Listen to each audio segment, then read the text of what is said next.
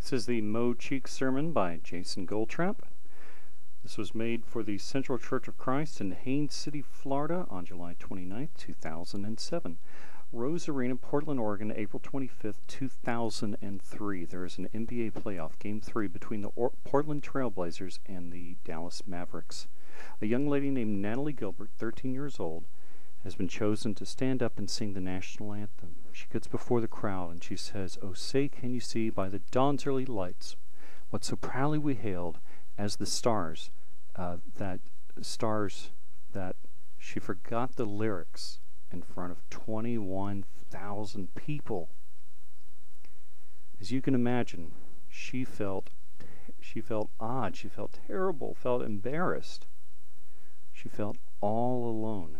She stood there on that court, so alone, so friendless. And then someone came out of the crowd. And that gentleman was Mo Cheeks, head coach of the Portland Trailblazers. And Mo Cheeks walked up to this young lady and he put his arm around her and he said, "Come on, let's sing the song." And together they sang the song and completed it, and 21,000 people sang along that night. This is an example of exhortation. Exhortation is a speech or discourse that encourages, incites, or earnestly advises. We read about this exhortation in Colossians chapter 3, verse 15-17. "And let the peace of God rule in your hearts, to which also you were called in one body, and be thankful. Let the word of Christ dwell in you richly in all wisdom, teaching and admonishing one another in psalms and hymns and spiritual songs, singing with grace in your hearts to the Lord. And whatever you do in word or in deed, do all in the name of the Lord."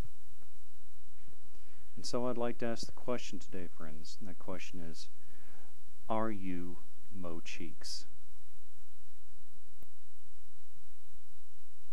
So what is exhortation?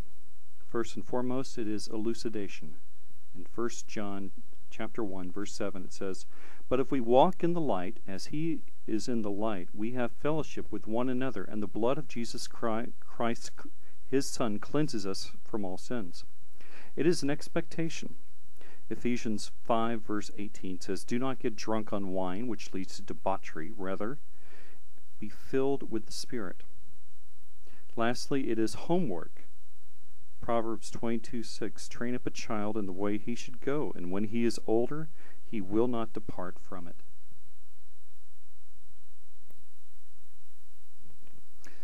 For what purpose do we have elucidation? Why should we do it? Number one, it promotes oneness. In John chapter 13, verse 34 and 35, Jesus himself said, "A new commandment I give to you, that you love one another, as I've loved you, that you also love one another. By this all will know that you are my disciples, if you love one another." It promotes richness. Matthew 25 and 21. His Lord said to him, "Well done, good and faithful servant. You were faithful over a few things. I will make you ruler over many things. Enter into the joy of your Lord." And it's a way we might use our talents. 1 Peter 4:10 says, "As each one has received a gift, minister it to one another as good stewards of the manifold grace of God." So how do we do exhortation? Number one, we do it with a sense of ambition. Isaiah chapter 6, verse 8. "Also I heard the voice of the Lord saying, 'Whom shall I send, and whom will go for us?' Then I said, 'Here am I, send me.'" We should do it tenderly. James chapter 4, verse 10 says, "Humble yourselves in the sight of the Lord, and he will lift you up." We need to do it using our intuition. Galatians chapter 6, verse 10, "Therefore, as we have opportunity, let us do good to all, especially to those who are of the household of faith."